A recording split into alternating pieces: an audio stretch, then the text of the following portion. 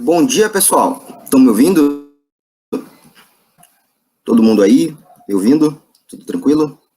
Bom, para quem ainda não me conhece, o meu nome é Tiago, eu sou aluno de Informática Biomédica aqui da Universidade Federal do Paraná, e a gente está começando aqui hoje mais uma palestra com o professor Rafael Silva, que vai falar sobre biologia sintética. Rafael Silva é biólogo pela Universidade Federal do Pará, doutor em Biologia Molecular pela Universidade Autônoma de Madrid. Bom dia, Rafael. Deixa eu desmutar você aqui. Bom dia, tudo bom? Isso, Rafael. Você tem algum slide para compartilhar com a gente? Ou... Sim? Tem? Posso colocar já? Pode colocar. Beleza. Só compartilhar que deu adiciono aqui na tela. Beleza. Apareceu aí? Tá branco ainda. Aí, agora apareceu. Aqui. Aí. Rafael, muito obrigado, tá, por ter aceitado aqui a palestra. Tá? Muito obrigado mesmo. Estava ansioso para sua palestra, tá? Eu vou sair, você já pode começar daí, tá bom? Legal. Muito obrigado. Beleza, então, obrigado pelo convite. Bom dia, pessoal. Então, obrigado pelo convite. É um prazer estar aqui na Semana de Informática Biomédica. E eu vou falar um pouquinho hoje sobre o que a gente tem feito aqui em Ribeirão Preto. Qualquer coisa, você me dá um feedback, se cortar alguma coisa, se estiver falando por nada. É difícil fazer essas apresentações assim sem o feedback em tempo real, né? Mas eu vou contar um pouquinho o que a gente está fazendo no nosso laboratório aqui em Ribeirão, né? Falar de Medicina em Ribeirão Preto, temos aí o curso de Informática Biomédica, e é isso. E aí no final a gente pode interagir um pouco com perguntas. E aí eu intitulei essa palestra como Deconstrução e Reconstrução da Complexidade em Redes Regulatórias Microbianas. Para quem quiser depois tem o meu e-mail aí, né? Pode mandar, 2 ou 3 semanas depois eu respondo, sou muito ruim de responder, já vou avisando. E tem um site também do laboratório, né? Que é o Silva Rocha R, wix.com, SSBL, o System Synthetic Biology Lab. Então, basicamente, nosso laboratório a gente trabalha em 4 grandes vertentes, né? O laboratório é chamado de System Synthetic Biology Lab, ou seja, a gente trabalha tanto biologia sintética quanto biologia sistêmica. E nós temos, então, 4 grandes linhas, né? A construção de complexidade em redes bacterianas, a questão da engenharia biológica para valorização de biomassa vegetal, a construção de ferramentas genéticas para manipulação genética de bactéria, e também a última, né, que é mais relacionada com essa semana, que é a utilização de ferramentas de biologia computacional para aplicações de biotech e biomédicas. Então, a gente faz um pouquinho de várias coisas aí. Esse é o nosso grupo, saiu aqui uma data sem querer, mas enfim, esse é quase uma foto do nosso grupo. Né? Algumas pessoas já saíram, outras já entraram aqui, mas é um pouco antes da pandemia, a gente podia andar sem máscara naquele tempo ainda, então dava para ver bem as caras. E o pessoal que está aqui ajoelhado são todos da Informática Biomédica de Ribeirão Preto. Então, o mais veterano é o Murilo, que ficou aqui cortado, mas o Murilo já graduou ano passado, e agora, na verdade, nesse ano, e agora começou como mestrando no nosso grupo. E aí depois tem o Felipe, a Bárbara, a Nina e o Bruno, que já saiu do grupo também, mas que são informatas biomédicas, né? Ou serão informatas biomédicas em algum momento. Então, o grupo, e aqui estão os experimentalistas, o pessoal que faz experimentos de bancada. Então, o que é essa biologia sintética, afinal? Biologia sintética é a nova biotech. Então, na verdade, quando a gente pensa em biotecnologia, a gente está pensando agora, hoje em dia, seriamente em biologia sintética, que é essa capacidade de tentar engenheirar o DNA, engenheirar organismos completos para você fazer alguma aplicação, seja a produção de novos fármacos, produção de biocombustíveis, etc. Então, qualquer tipo de aplicação biotecnológica hoje nas grandes indústrias envolve a biologia sintética. E aí, essa biologia sintética... Opa, nós temos uma travadinha aqui. Gente do céu. Rapidinho, galera. Então, essas aplicações de biologia sintética, na verdade, ela movimenta um mercado muito grande, cada vez mais ele vem crescendo, né? Até 2018 já eram mais de somatória de 12 bilhões investidos em startups de biologia sintética, e ela atua em diferentes cenários, diferentes setores, desde a agricultura, alimentação, indústria têxtil, indústria de cosméticos. Então, uma amplitude de setores que ela consegue atuar, justamente por essa capacidade de permitir essa engenharia dos organismos para novas aplicações. E como é que ela funciona, na verdade? O que a gente trata em biologia sintética é engenharia de circuitos, o pessoal da informática vai ver isso aqui e entender facilmente. Só que então você vai trabalhar com circuitos biológicos. Então a ideia é você programar a célula como se fosse um computador e utilizando partes biológicas, que seria promotores, proteínas, switch, uma série de pequenas partes, pequenos pedaços de DNA. E a ideia, então, na biologia sintética é utilizar esse matéria-prima, essas partes biológicas, a partir de qualquer ser vivo. Então, não importa qual é o genoma que você está analisando, ele pode ser um doador de uma parte biológica para uma aplicação de interesse. E aí, com isso, então, a gente vai ter essas ferramentas, já poder fazer os circuitos e usar isso numa série de aplicações, como produção de biomoléculas, terapia gênica, etc.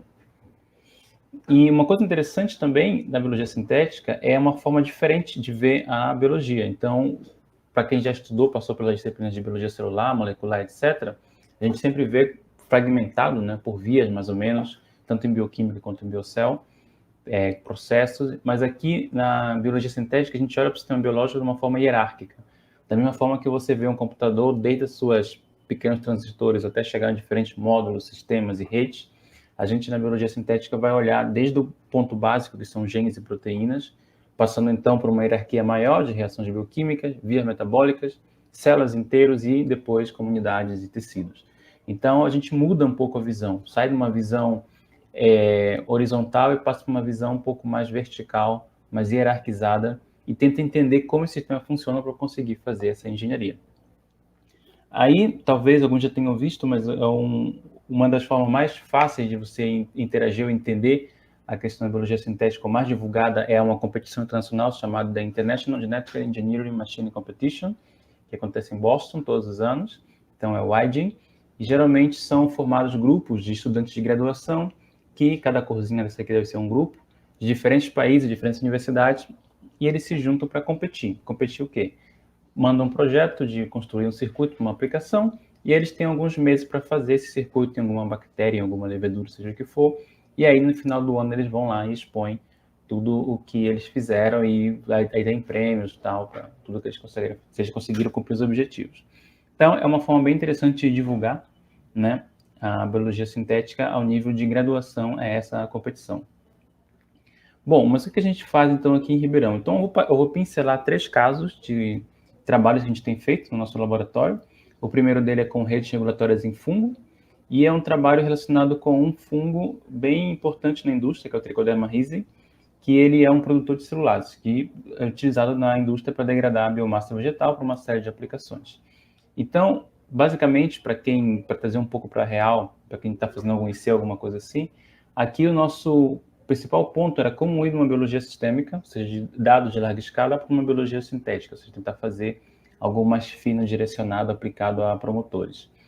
E aí, basicamente, com uma interação com o professor Roberto, da Bioquímica, aqui da Medicina, ele gerou uma grande quantidade de dados ômicos, então, transcriptômica, proteômica, metabolômica, etc. E nosso desafio aqui era como integrar esses dados para conseguir tirar alguma informação, né? Então, aí entrando bem na bioinformática como nossa ferramenta principal. E aí, basicamente, o que a gente tem feito para ter essas partes biológicas que a gente possa utilizar para alguma aplicação é isso aqui. Pegar essa informação de expressão gênica, categorizar e aí buscar elementos que a gente chama aqui de motifs de regulação, que são pequenas sequências que ocorrem no promotor. O promotor é a região do DNA que controla a expressão desse gene, e que pode estar relacionado com um fator de transcrição, né? Uma proteína que vai ligar ali e vai controlar a expressão. E para a gente isso é importante mapear essas interações, porque a gente precisa conhecer isso para poder engenhar circuitos mais complexos. Saber que proteína liga no DNA, como que ela regula a expressão gênica. Então, só para mostrar aqui um exemplo, nós temos aqui 2 sítios de ligação bem conhecidos, já eram conhecidos na literatura, quando a gente fez esse trabalho, né? O CRE1 e o XYR1. Então, com a nossa análise, a gente conseguia mapear de volta o que a gente já sabia, o qual é bom. E aqui em cima, um exemplo de que surgiam outros motivos, dependendo do tipo de dado, surgiam motivos que poderiam indicar que haviam outros reguladores, outras proteínas que estavam envolvidas nesse processo. Então, como é que a gente pode, utilizando essa bioinfo, né, utilizando esse poder computacional, achar coisas novas que façam sentido na biologia? Então, nossa hipótese aqui, né, era que esses motivos que estavam enriquecidos, eles poderiam indicar a existência de algum fator de transcrição, alguma proteína que controlava a expressão gênica ainda não conhecida. E aí, como nós fizemos, então, do ponto de vista computacional? Nós fizemos um trabalho no seguinte sentido.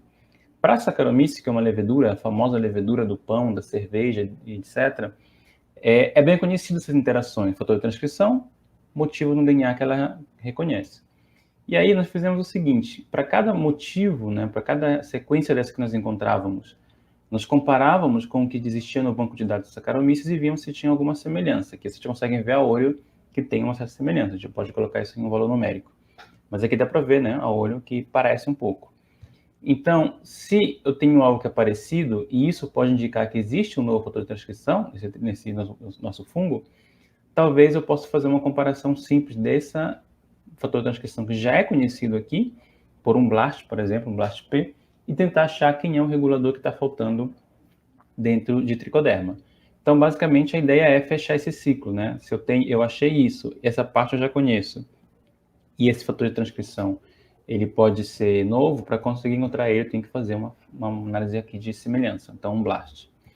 Nós fizemos isso, então, nós mapeamos esses elementos numa escala massiva, então, nós tínhamos aqui pelo menos umas 8 condições diferentes, para cada condição a gente achou 10, mapeou 10 motivos diferentes, depois a gente comparou todo mundo com todo mundo, e aí nós achamos que existiam alguns motivos de DNA que pareciam que não eram artefatuais, né, que na verdade estavam enriquecidos nos diferentes grupos que a gente estava usando. Então a gente partiu para uma caracterização mais fina. E aí o que a gente vê é isso aqui. Então aqui são os diferentes grupos de genes que a gente estava analisando, não vou entrar em detalhe, mas basicamente cada flecha dessa quer dizer que este motivo que a gente está achando estava enriquecido naquele grupo que a gente está olhando aqui. Então tem alguns que são muito específicos, como esse, que só pega aqui nas enzimas do tipo case, mas tem alguns como o AZF1 que apareciam em mais de uma situação. Então ele podia indicar que ele realmente era relevante para a regulação naquele fungo. E aí nós fizemos análise de BLAST, encontramos um potencial regulador, aqui só para mostrar regiões conservadas, então um clássico alinhamento, né? Para mostrar as regiões aqui em azul, são as regiões que são conhecidas nesse tipo de regulador, que é um zinc finger, que tocam o DNA, e a gente pode ver que eles são bem conservados aqui, os aminoácidos, então isso podia indicar que ele era funcional. E aí, né, trabalho da Amanda, fizemos um mutante, né, tiramos esse regulador do fungo e fomos observar a expressão gênica. Então, aqui em vermelho, a gente observa um mutante, em azul, o tipo selvagem. E o que a gente observa sistematicamente, tanto em bagaço de cana-de-açúcar como em avicel, é que os genes onde a gente mapeou que poderia ter esse domínio de ligação, quando você realmente removia o fator de transcrição, a expressão gênica reduzia, ou seja, indicando que realmente ele era uma proteína que estava interagindo com o DNA. Isso aqui é uma coisa bem interessante, porque todo esse trabalho, para chegar nessa evidência e nessa hipótese testada no experimento, ela é toda bioinformática, né? Integração de dados, system biology, tentar encontrar, mapear tudo para depois chegar no experimento que te define um novo regulador. Então, virou um paper bem legal na M-Systems, ano passado, onde a gente conseguiu demonstrar toda essa abordagem, né, de bioinfo para chegar na caracterização de uma nova parte biológica que agora estamos tentando usar para fazer uma engenharia desse fungo. Beleza? Até aí tudo bem? Quiserem interromper alguma coisa aí, o moderador. Bom, eu vou então agora passar para a segunda parte, né, de 3, que é sobre a engenharia da complexidade em bactéria. E aí, basicamente, o sistema em bactéria, a regulação gênica, ele é bem complexo também, por mais que a gente ache que não. Então, o que a gente estuda basicamente no laboratório são os promotores, que é a região onde você vai ter toda a regulação da expressão gênica, né? Tanto ativação, repressão, você vai ter polimerase, você vai ter reguladores interagindo aqui. E tudo isso, para cada gene, vai virar uma super rede de regulação. Então, isso aqui é uma parte, uma simplificação de uma rede de regulação em bactéria, onde a gente tem vários reguladores aqui, como o CRP, essa bolinha maior, que são os hubs, né? Ele controla vários genes. Então, o nosso interesse aqui é entender essa complexidade de integração, como que esses super controladores conseguem aí controlar a expressão gênica. Entender isso para depois fazer uma engenharia reversa. Como se eu, sei lá, comprasse um iPhone e tentasse entender como ele funciona para depois copiar e fazer uma própria engenharia reversa para aquela versão. Então, aqui é a mesma coisa. A gente tem que estudar como essa bactéria funciona para depois fazer uma engenharia reversa e criar uma bactéria com novas aplicações. Então, a gente focou primeiramente nesse trabalho em 3 grandes reguladores, o CRP, o FIS e o HF, e aí a nossa ideia era justamente isso, entender como que esses reguladores interagem e como que essa disposição desse domínio de interação no DNA gera um tipo de lógica. Então, a gente trabalha muito com essa abstração de lógica booleana, etc. Então, imagina que eu tenho dois reguladores aqui que atuam em sinergia. Tem o fator de transcrição A e o B. Então, eu só vou ter atividade do promotor quando tiver os dois juntos. Então, eu tenho aqui uma porta-end clássica. Por outro lado, eu posso ter uma situação onde os dois competem por um lugar de interação, de tal forma que se um ou o outro estiverem interagindo com o DNA, eu vou ter expressão gênica. Nesse caso, então, eu vou para uma porta OR. Então, se eu tenho um ou outro, eu consigo ter o meu output. E isso eu consigo modelar para casos reais. Então, aqui eu tenho dois promotores reais da literatura, o PU e o PM, de uma bactéria Pseudomonas putida, e esses são os reguladores que eles interagem. Então, tem vários sítios e para cada um desses eu consigo ver uma lógica específica. Então, observe esse caso aqui do PM mesmo, onde eu tenho 5 proteínas diferentes que interagem e ele faz uma computação aqui bem sofisticada, incluindo os ORs e ANDs, para gerar nesse output. Então, eu consigo transformar uma linguagem biológica, né, de interação, que proteína interage ou não, se liga ou não se liga, em algo mais estilo lógica de circuito. Então, eu posso pensar nisso como lógica booleana e tentar modelizar o sistema. E aí agora eu passo a ter meu DNA como se ele fosse agora o meu chipzinho, né? Eu tenho ali cada DNA desse, cada pedaço de DNA, ele vai executar uma função lógica, de forma que eu posso agora modificar esse pedaço de DNA no laboratório e ver como que a lógica do sistema funciona e aí pensar em fazer megacircuitos, etc. Então, é uma coisa que a gente vem brincando muito no laboratório, né? Essa interface entre biologia e computação, né? Dentro dessa codificação dentro do DNA. Só para mostrar um exemplo para vocês do que é complexidade, né? Isso aqui é um sistema de expressão em bactéria que controla a formação de biofilme, uma coisa que é bem complicado, principalmente em infecções. A bactéria forma biofilme, ela se agrupa, resiste antibiótico, é horrível o negócio. Então, para um promotor desse que é o que controla a formação de biofilme, vejam a quantidade de proteínas que podem se ligar nesse promotor. Em verde, elas são ativadoras, em rosa, elas são repressores. E, além disso, ao nível de próprio RNA, na hora de tradução, a gente também tem pequenos RNAs que podem regular ali. Então, tudo isso para regular uma única proteína.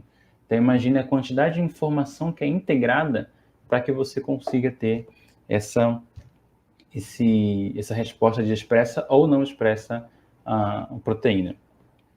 Então, a nossa ideia aqui era como que nós podemos predizer essa dinâmica de um promotor, ou seja, a dinâmica da expressão gênica baseada na arquitetura desses elementos cis.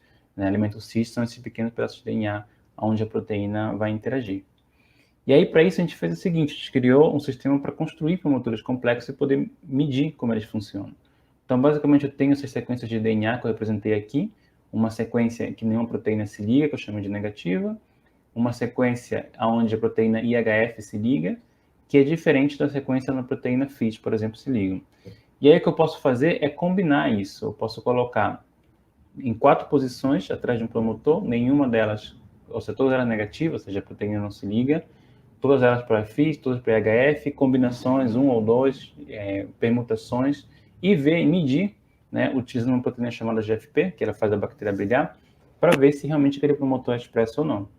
E aí a gente colocou isso, né, em diferentes linhagens de E. coli, a linhagem Y-type, que ela tem tipo selvagem, que ela tem as 2 proteínas, uma linhagem que não tem IHF, uma linhagem que não tem FIT. Então eu posso medir o output do sistema em função se ele tem ou não tem os diferentes inputs. E aí, com isso, a gente faz, então, um experimento, né, num leitor de placas, então, uma placazinha onde você tem as culturas bacterianas, você consegue colocar isso numa máquina, vai emitir fluorescência, então você mede essa atividade em vivo por fluorescência, e depois eu trabalho isso no computador para analisar esses dados. Então, aqui a gente consegue ver, por exemplo, o que é essa dinâmica. Então, por exemplo, eu tenho aqui um promotor que ele não tem sítio para nenhuma proteína, a atividade é baixa, então não tenho expressão gênica, mas se eu coloco aqui um único sítio para uma proteína, eu consigo disparar uma resposta em função da ausência dessa proteína. Por outro lado, se eu acrescento aqui um outro sítio para a segunda proteína, eu consigo inverter. Agora eu já tenho não uma resposta em função do IHF, mas sim uma resposta em função do FIT. Simplesmente para colocar um. E aí o mais engraçado é que se eu vou mudando a posição desse sítio, eu perco essa interação. Se eu coloco vários sítios, etc., eu perco. Então, é muito caso específico. Existe uma combinação exata que me determina uma lógica específica. Aqui é a mesma coisa, outro tipo de promotores. Então, atividade basal 0, uma pequena atividade residual quando tenho 2 sítios, mas se eu coloco um terceiro sítio, agora eu passo a ter uma atividade muito maior, e se eu preencho com totalmente os sítios, eu faço um promotor, nesse caso, totalmente dependente das duas proteínas. Se eu retirar uma ou a outra, eu perco. Então, aqui eu consegui ter uma porta-end bem clara, onde eu tenho atividade máxima somente quando tenho duas proteínas. Se eu retirar uma ou retirar outra, eu perco essa expressão. Então, eu zero o meu output. Então, com isso, a gente consegue ir vendo justamente a questão lógica, né, do sistema. Qual é a lógica desse sistema em função da mudança de um sítio. Então, eu consigo interpretar, nesses meus promotores complexos, o tipo de atividade em função da disposição da sequência de DNA onde a proteína vai interagir. E aí, pequenas variações nesses sítios, eu consigo mudar drasticamente a lógica desse nosso sistema. Então, esse é o tipo de análise que a gente faz para tentar entender, né, biologicamente, como que é processado um sinal dentro da bactéria e tentar extrapolar isso com uma abordagem de circuito. Se eu conseguir fazer isso, eu vou ter, então, pequenos pedaços de DNA que eu vou poder usar como se fosse um chip de computador, e aí colocar um atrás do outro e fazer circuitos complexos dentro da bactéria. Uma coisa bem ficção científica, digamos assim. Beleza? E aí, para quem tiver mais interesse, tem alguns trabalhos, esse é o mais novo que a gente publicou esse ano ainda, sobre essa questão de complexidade, né, em promotores engenheirados, e a gente consegue ter, depende, cada bolinha dessa é um circuito que a gente foi construindo na bactéria, e aí a gente consegue ver que diferentes arquiteturas, diferentes, né, disposições, temos ali vários tipos, né, vários outputs diferentes, dependendo dessa disposição.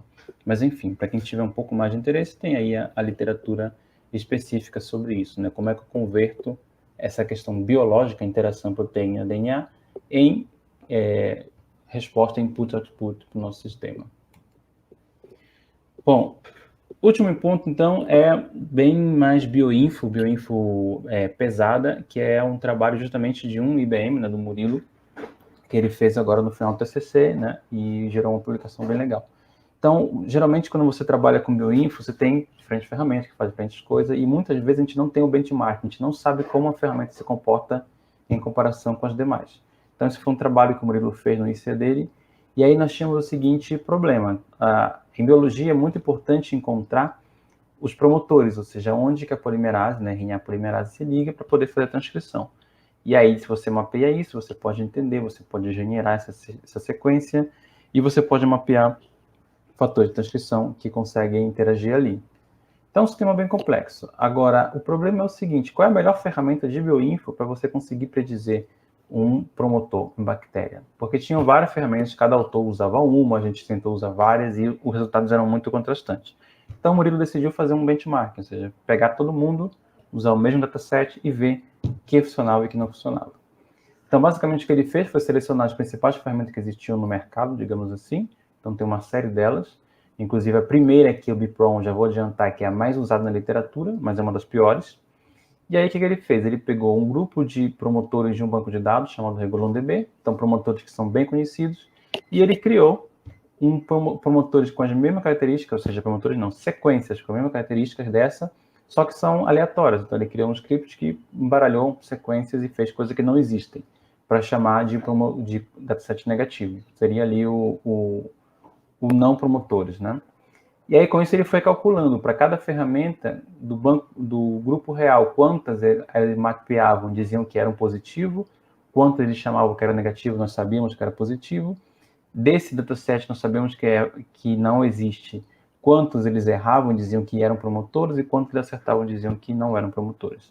E aí, com isso, ele calculou diferentes parâmetros. A acurácia, né, o MCC, é um coeficiente bem importante agora que você está usando também para esse tipo de análise, a especificidade e a sensitividade. Então, ele fez aí toda essa matemática e foi ver como essas ferramentas se comportavam. E aí, aqui a gente consegue ver. Azul são os promotores que realmente são promotores. Então, observe que aqui tem uma linhazinha, né, separando, tem várias ferramentas que elas conseguem acertar bem. Então, mais de 90, 83, entre 83 e 95% dos promotores que são promotores, eles dizem, isto é um promotor. Então, está acertando bem.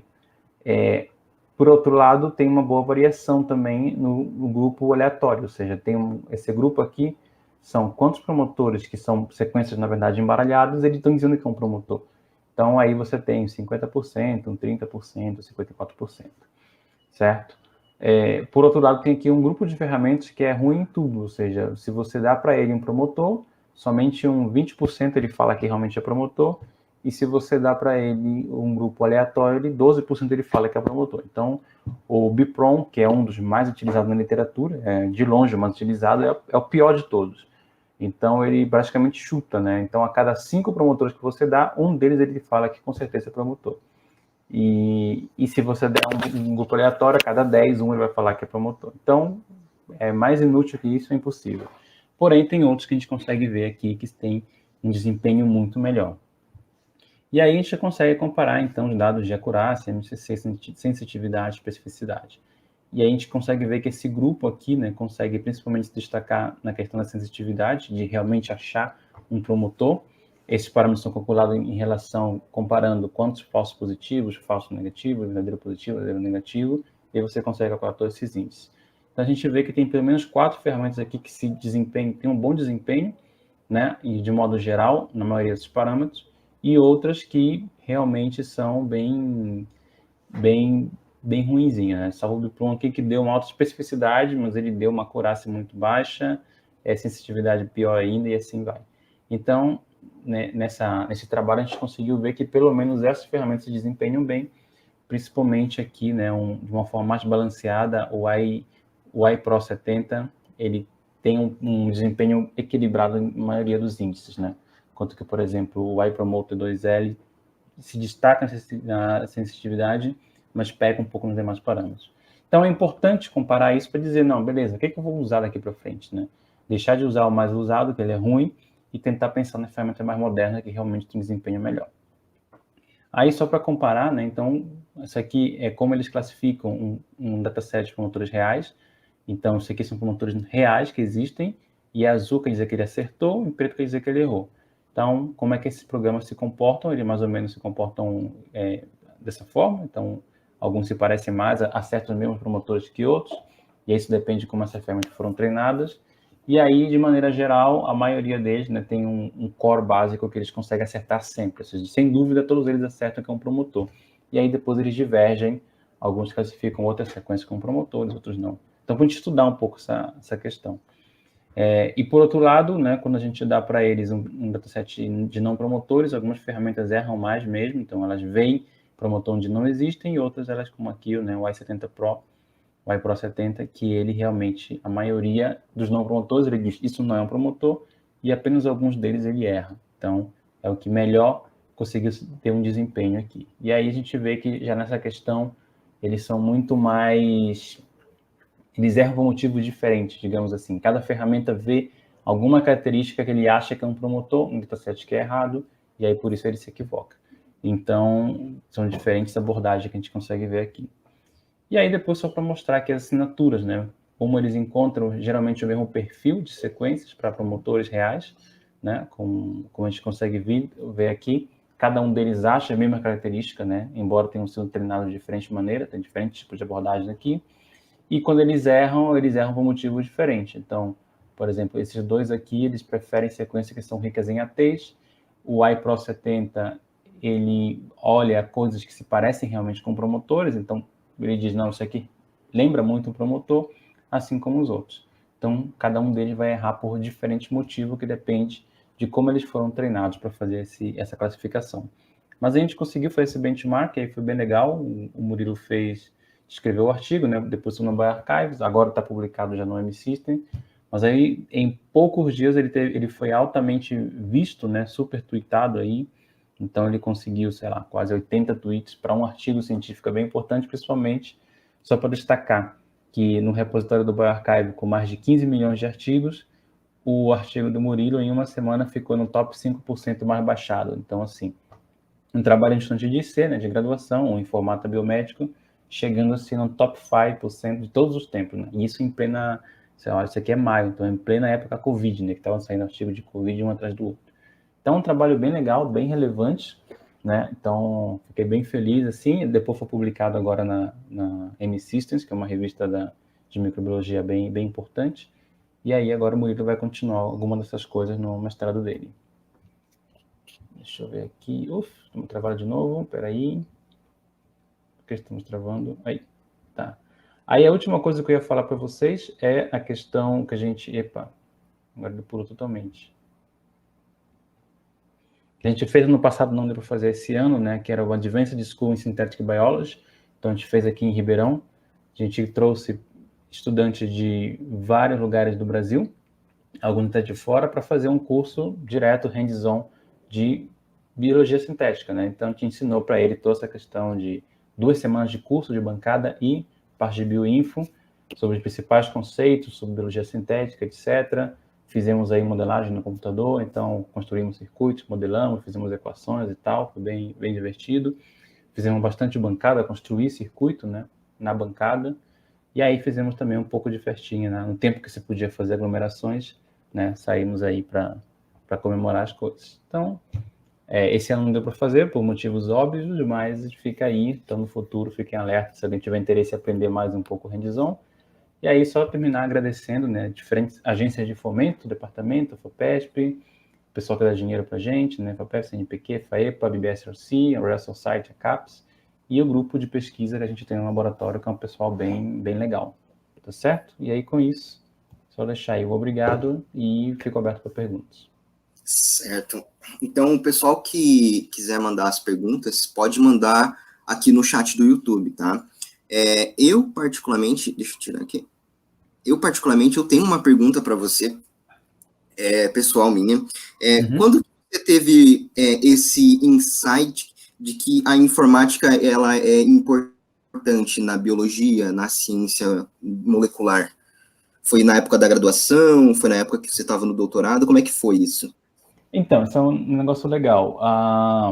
Eu entrei na biologia, na verdade, porque eu queria fazer biologia molecular. Então, descobri que existia biologia molecular e eu fiz biologia. E aí eu comecei a frequentar alguns laboratórios antes de ir para a parte de genética, quem era que fazia melhor biologia molecular, né, lá em Belém.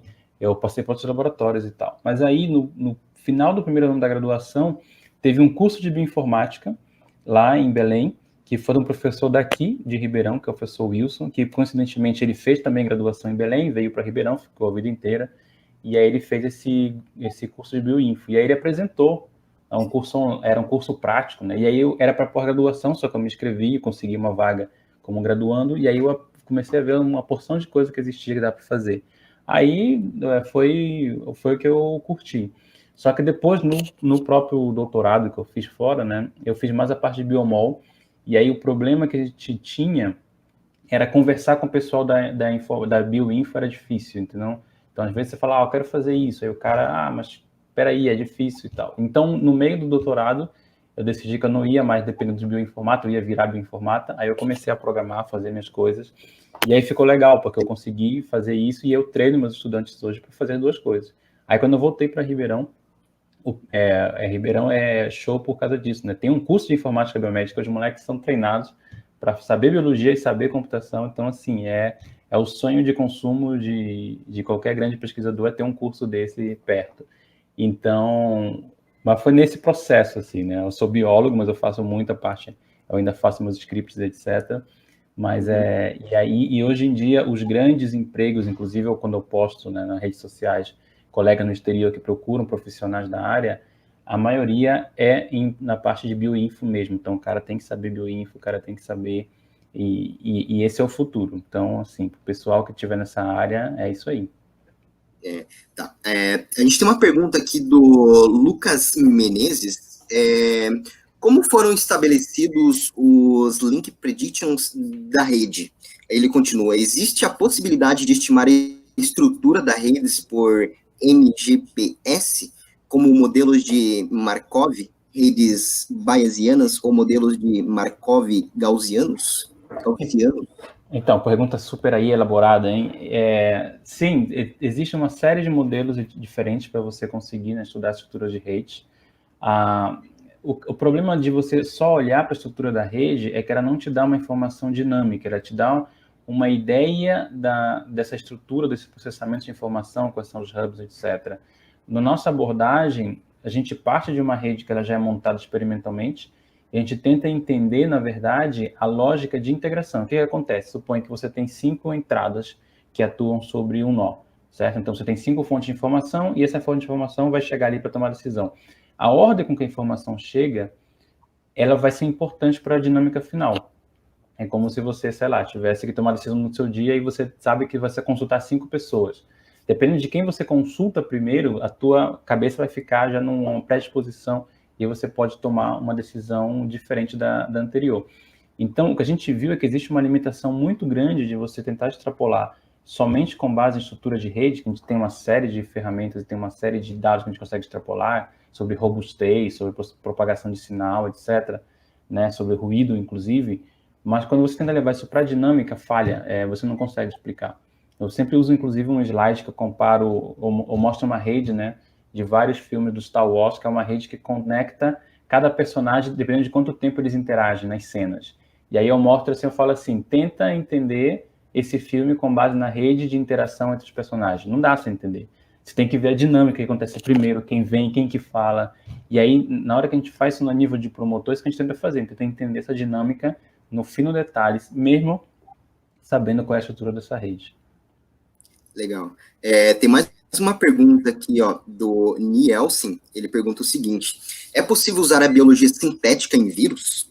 Nesta pandemia, lemos várias teorias que o SARS-CoV-2 foi alterado em laboratório. Isso é possível?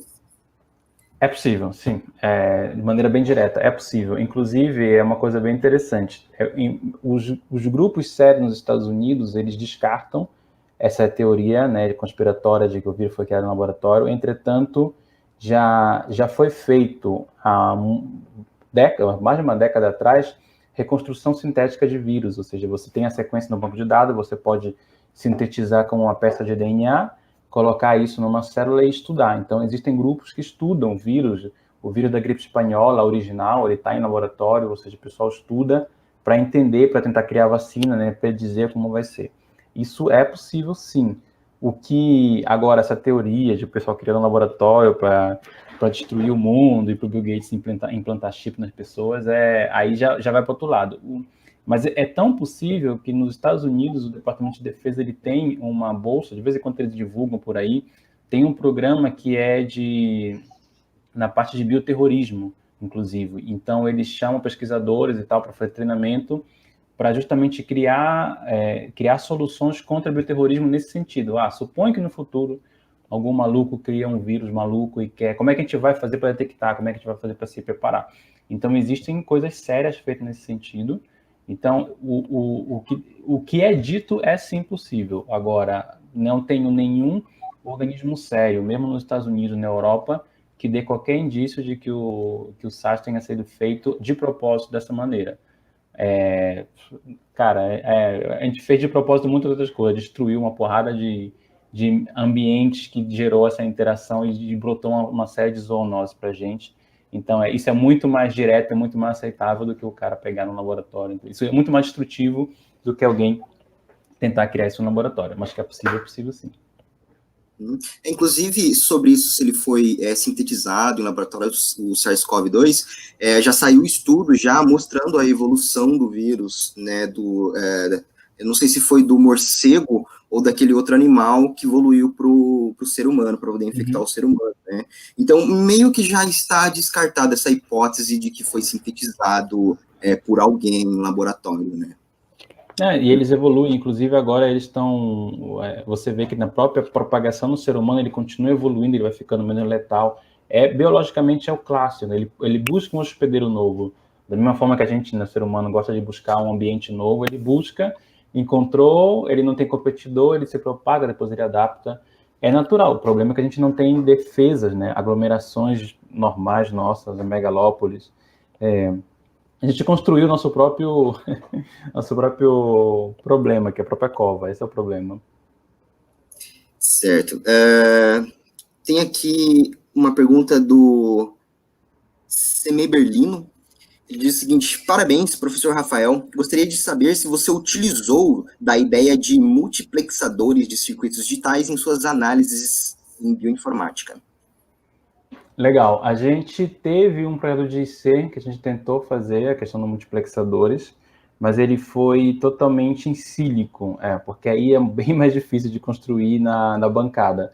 Então, teve um IC da informática biomédica, né, o Adriano, depois virou mestrando no grupo também, e aí ele criou um sistema que ele tentava fazer a questão do multiplexador, utilizando sequências colônias de bactéria. Uma bactéria mandava um sinal para outra e aí ele conseguia fazer esse processamento e dar a resposta dependendo dos sinais. Mas ele foi totalmente em sílico, né? Ele teve, inclusive, que reinventar, recodificar toda a ferramenta, porque a ferramenta que existia na literatura não funcionava bem, então ele criou tudo do zero, e ficou um trabalho bem legal.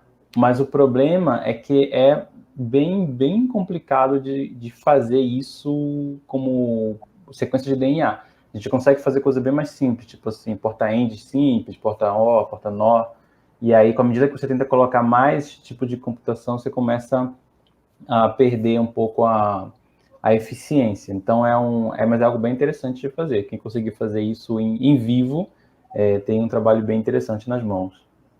Inclusive, Rafael, você poderia explicar para a gente um pouco dessa diferença de in vivo, in vitro e in situ, né? In situ. Então, a gente tem assim, o que a gente chama, em microbiologia, o que a gente chama de in vivo significa o seguinte: eu pego uma bactéria, faço uma modificação genética, e aí eu testo se funciona ou não. Então, todos aqueles experimentos que eu mostrei para vocês, aqueles dados lá, que a proteína funciona ou não funciona, ele é in vivo, ou seja, eu tenho uma bactéria viva, eu coloco isso numa máquina, ela emite fluorescência e eu posso medir isso e entender como ela funciona. O experimento in vitro, em microbiologia, na área que eu atuo, geralmente você parte de um sistema livre de célula. Você lisa a célula, você purifica as proteínas e aí você vê como elas interagem sem o contexto da célula. Aí esse é o in vitro. Então, geralmente é a proteína purificada. A célula não está viva, ela foi lisada, os seus componentes foram purificados e eu faço a interação. E aí depois tem o sistema nosso, o in silico, né, que é as simulações que a gente faz. O in situ é aquele que você vai no ambiente mesmo. Então, você está observando como a bactéria se comporta interagindo com uma planta, observando ali. Então, você vai in situ, no lugar, né, no sítio, olhar como é que ela está funcionando. Então, são essas definições. Para o pessoal de mamífero, por exemplo, só trabalha com câncer, essas coisas, o in vitro deles é diferente, porque como a célula vive no corpo, então o in vivo é a célula do nosso corpo. E o in vitro é você tirar uma célula e você colocar numa placa, cultivar ela, já é in vitro. Então, por isso que tem essa diferença entre o pessoal que trabalha com célula de mamífero, que o in vitro deles é cultivo de célula. Para a gente, em micro, como as células sempre estão livres, então o in vivo nosso é a célula crescendo em meio líquido, e o in vitro é célula lisada e purificada, esses fragmentos. Perfeito. Tem uma pergunta também aqui muito interessante do Fernando Rosito. Ele diz o seguinte: primeiramente, ótima apresentação.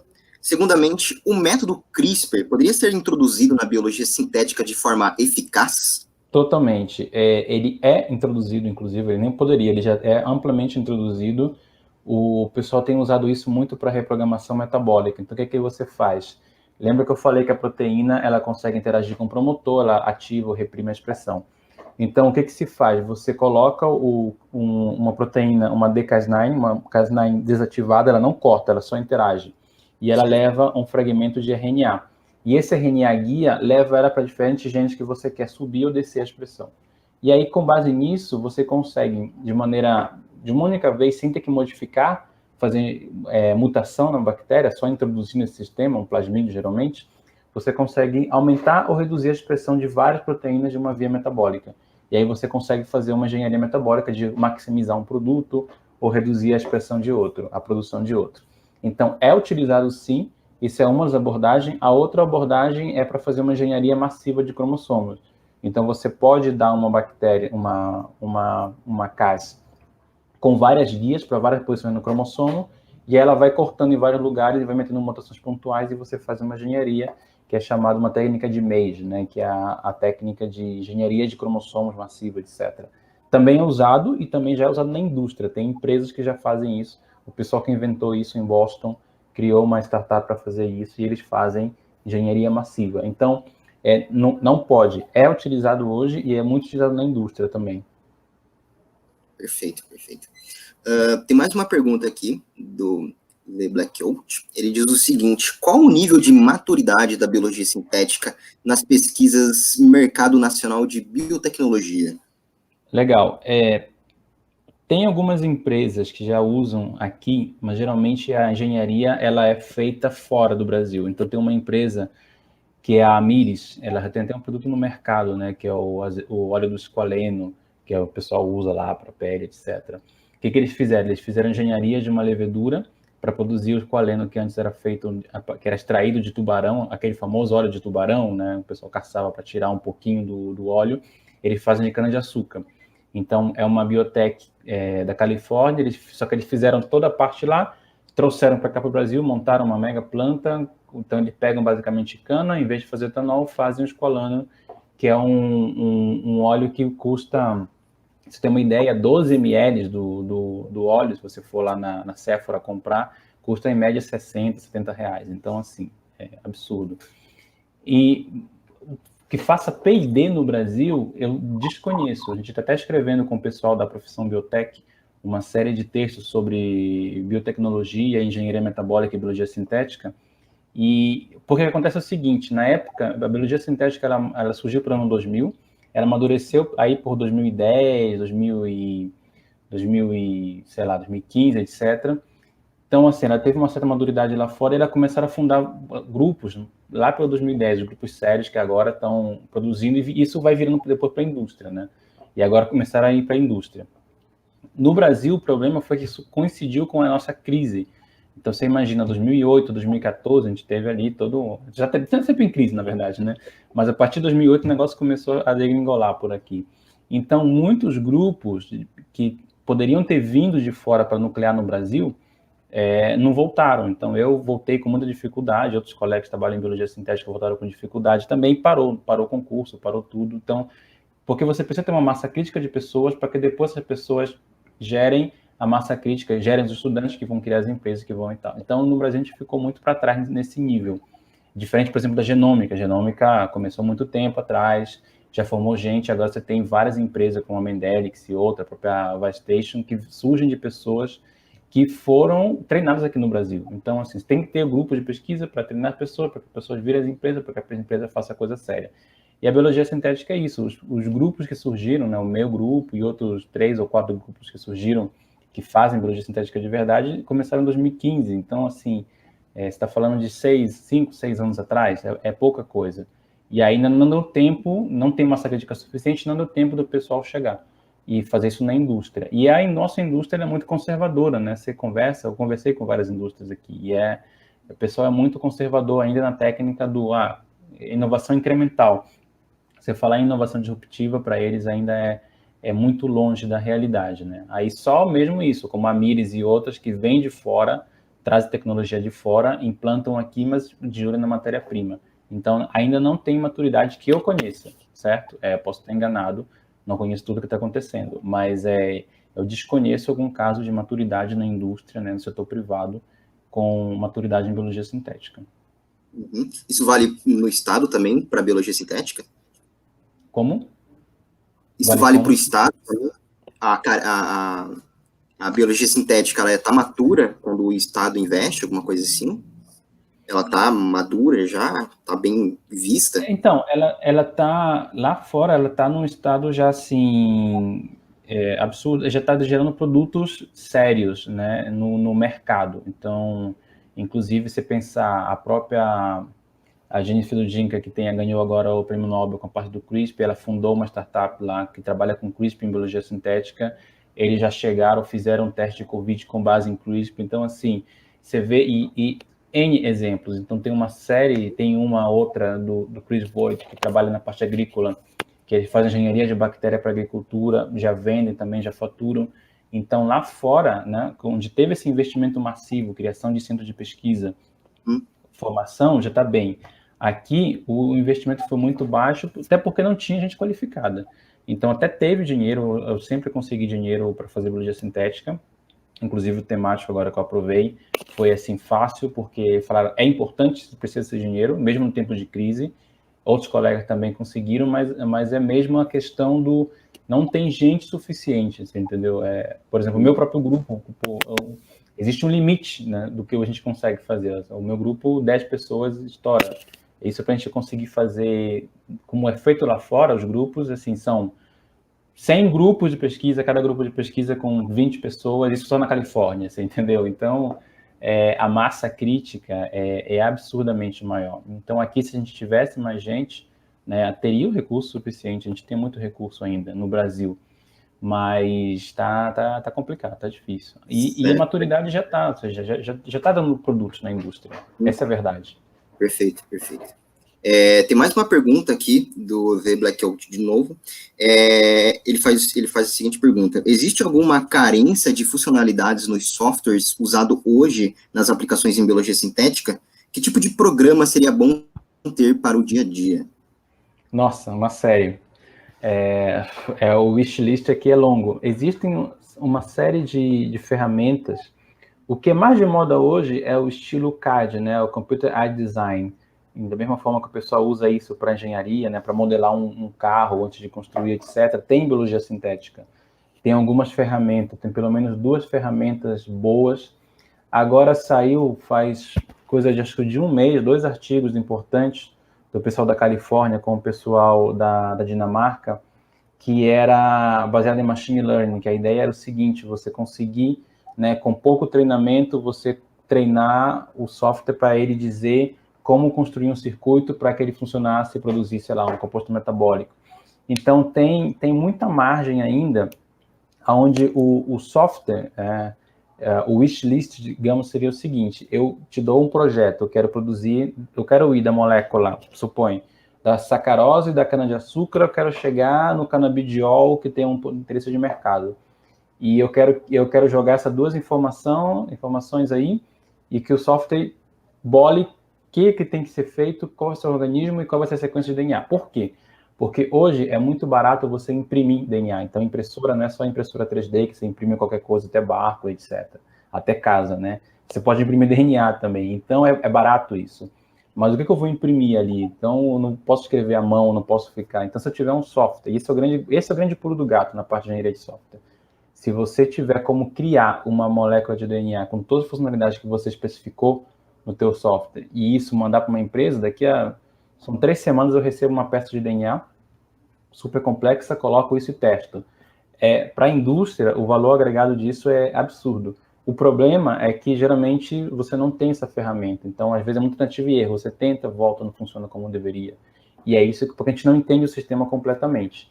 Então, possivelmente, as ferramentas de machine learning, elas estão evoluindo nesse sentido, de cada vez estão treinando melhor para entender o que tem que ser feito, e aí você vai conseguir especificar para ela, falar, eu quero isso, ele vai conseguir bolar para você colocar, e aí vai acelerar muito a descoberta. Essa é uma das ferramentas, assim, é o top one, digamos assim, de ferramenta para biologia sintética. Não sei quem perguntou aí, mas quem quiser fazer, fica à vontade, que isso vai ter muito mercado. Perfeito, Rafael. Acho que é isso, tá? Acabou as perguntas. Novamente, Legal. muito obrigado por ter aceitado a dar a palestra aqui pra gente, tudo bem? Agora a gente vai ter aqui o sorteio, tá bom, pessoal? Rafael, muito obrigado, tá? Muito obrigado mesmo e tenha um bom dia. Legal, obrigado aí, pessoal. Sucesso aí, abraço.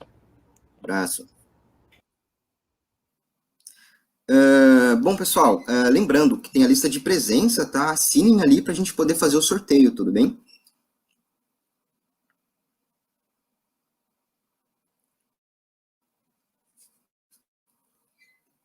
Vamos ver aqui. O pessoal já assinou a lista de presença? Deixa eu entrar aqui.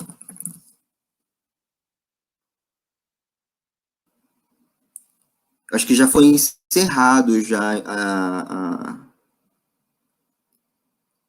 Deixa eu ver. Isso.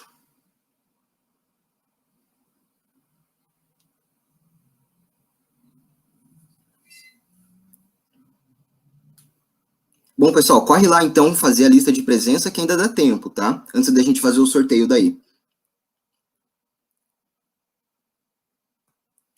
O Daniel, deixa eu ver, o Daniel falou que não está acessível, abre lá, abriu novamente, vai lá, assina que daí a gente já faz o sorteio.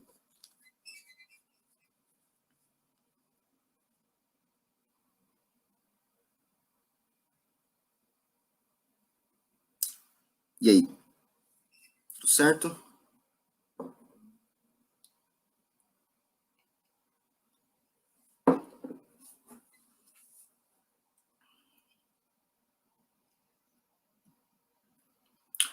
Beleza? Beleza, o Daniel conseguiu. Pode fazer o sorteio aí, pessoal. Manda ver. Moisés. Vamos ver quem que vai ser o ganhador do curso, tá, pessoal? A gente está sorteando um curso da Udemy. Vamos ver quem que vai ser o ganhador. Olha lá.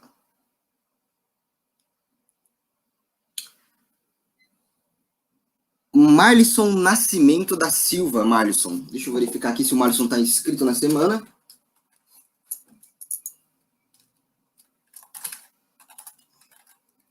Marlisson Nascimento da Silva, você acaba de ganhar um curso na Udemy. Fica de olho no seu e-mail, que a gente vai mandar uma mensagem para você com mais informações, tudo bem? Bom, então é isso, galera. A próxima palestra aqui vai ser às 11 horas, tá? Então fiquem ligados aí. Muito obrigado por acompanharem e até a próxima. Até às 11, ok? Muito obrigado e tenham um bom dia.